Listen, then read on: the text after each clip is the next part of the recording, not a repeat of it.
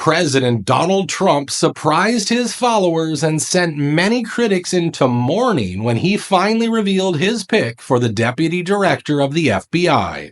President Trump has named a former Secret Service agent and conservative podcaster as the new deputy director of the FBI. Bongino's background includes Secret Service and the NYPD, but not the FBI. Now, Dan Bongino isn't just a podcaster, even though the media seems hell-bent on telling us that. Well, let me tell you why these legacy media channels have been trying to discredit him even before he took the job. And it has a lot to do with the things he has reported. For instance, when the FBI and the White House were giving us confusing answers about those drones, Dan was reporting everything from behind the scenes. I'm going to throw something out at you right up front here.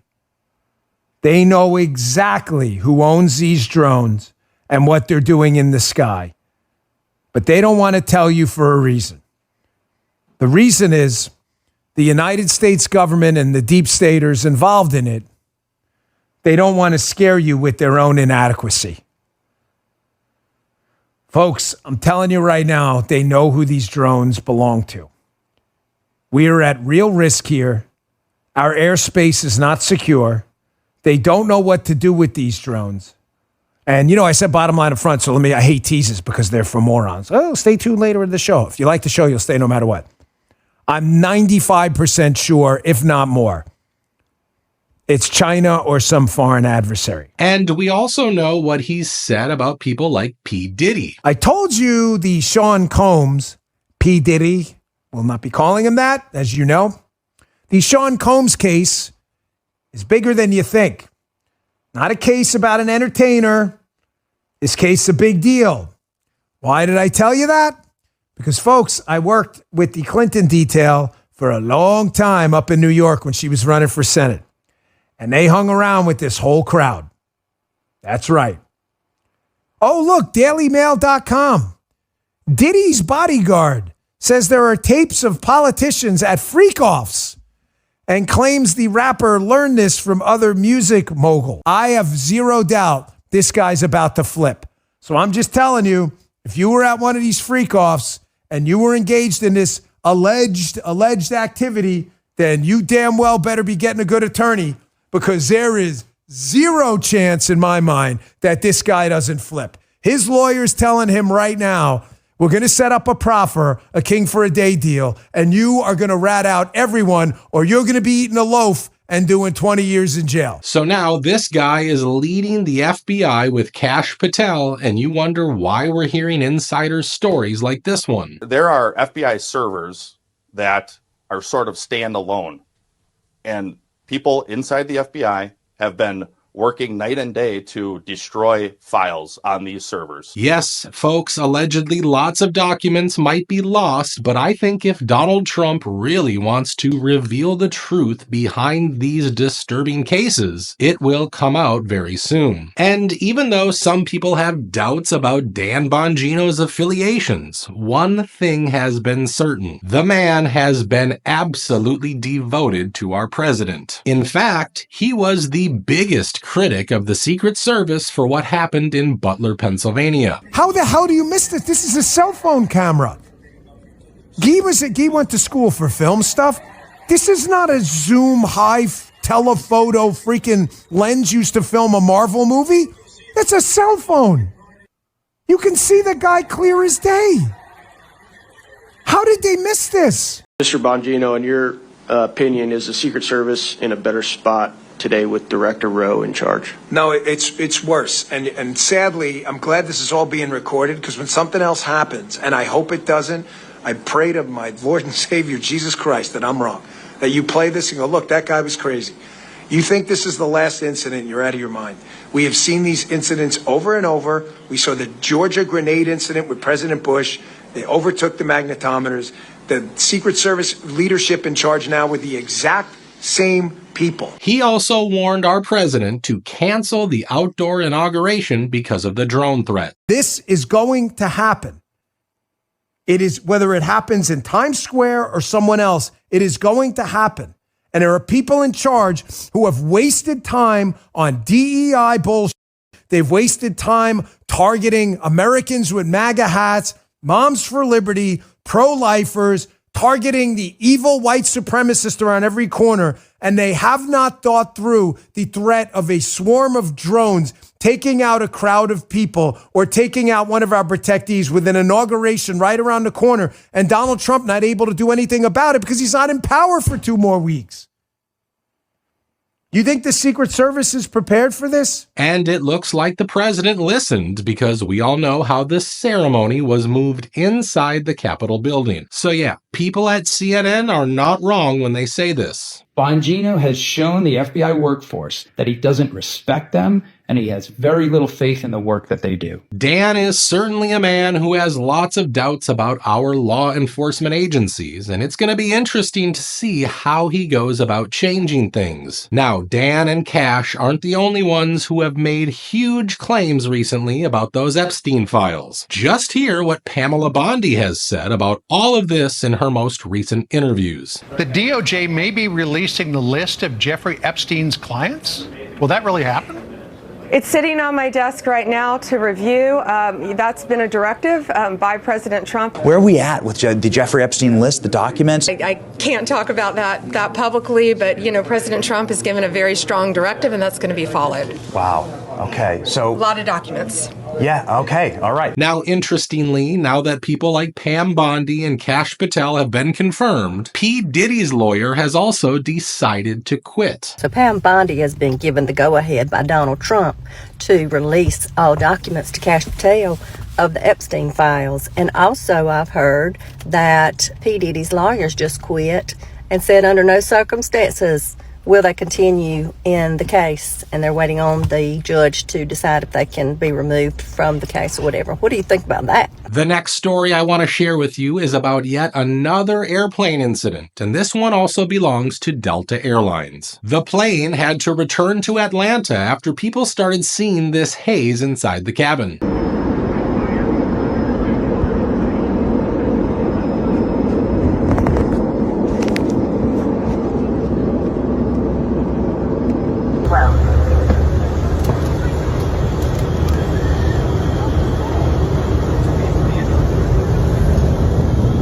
We are being evacuated off of the plane. We are being evacuated off of the plane.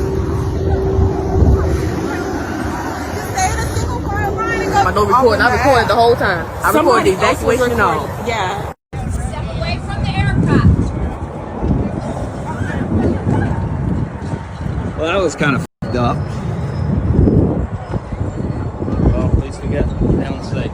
Absolutely. Praise God Almighty. Yes. Luckily, the airplane landed safely, but this once again makes you question just what is going on with all of the airplanes. I mean, we're witnessing one scary or sometimes disastrous situation after another. And I don't know about you, but I seriously want the president and his team to take notice of this ASAP. We need answers, and we need them before we witness a tragedy. Now, let's move on to the next story I want to discuss with you. And this one is all about eggs. I'm sure all of you have seen videos like this one.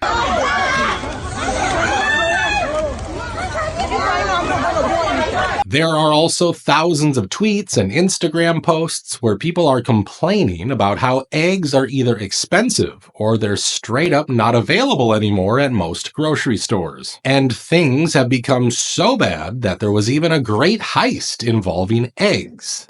100,000 eggs were stolen out of the back of a truck in Greencastle, Pennsylvania this week. Breaking news. They're gone. 100,000 eggs, 100,000 eggs, $40,000 worth of eggs have been heisted.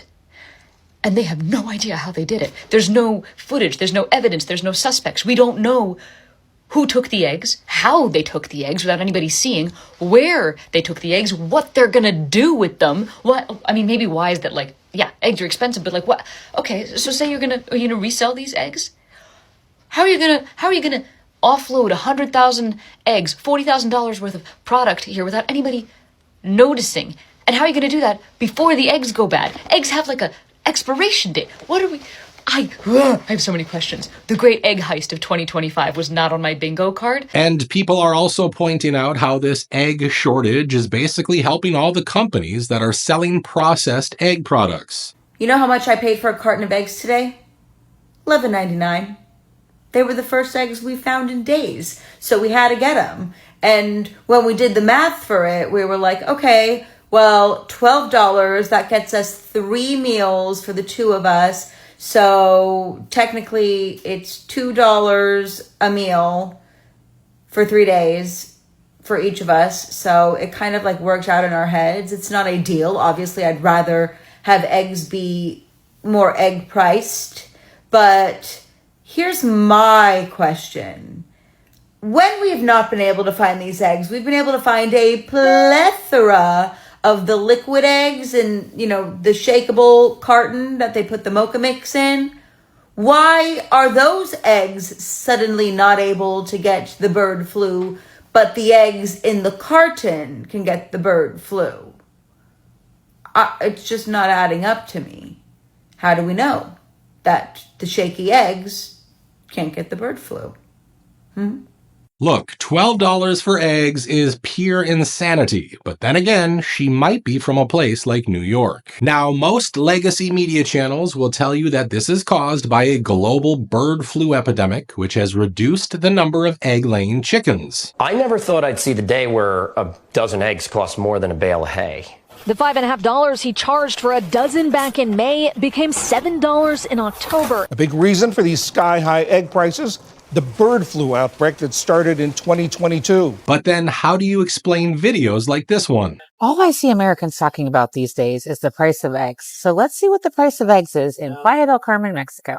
If you've never seen me before, my name's Meredith. I'm exploring life outside the United States. I'm a widowed mom spending 6 months in Playa del Carmen, Mexico with my 7-year-old son. I made it to the eggs. You're probably going to be pissed. You may want to scroll away. You're going to be real pissed, guys. Eggs on eggs on eggs on eggs. Okay, so for a dozen pasteurized eggs, that works out to $2 American.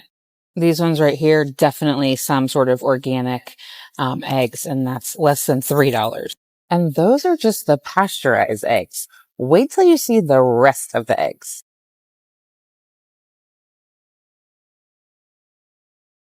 Most eggs in Mexico actually are shelf stable. They haven't been washed. This is a flat of 30 and it's 86 pesos. I'll do the exact conversion on the screen, but that's about $4 for 2.5 dozen eggs. So tell me, where are you from and what are your egg prices like this week? Now, eggs have always been more affordable over in Mexico, but now the price difference is so high that people are risking jail time to smuggle these eggs through the U.S.-Mexico border. With egg prices hitting new record highs across the country, some are resorting to smuggling them across the border. Sales of eggs in Tijuana have surged more than 30%. In fact, Texas authorities have even arrested 90 people for allegedly committing this horrible crime. Maybe Donald Trump now has to once again put tariffs on Mexico to stop this illegal egg trade. But all jokes aside, the government has to do something about it because for many people, eggs are the primary source of protein, and now it's no longer available. Now, moving on, I want to talk about another story, and it involves a clean air bill, which is pretty close to getting passed in Florida. This is a firm and necessary standard, safeguard,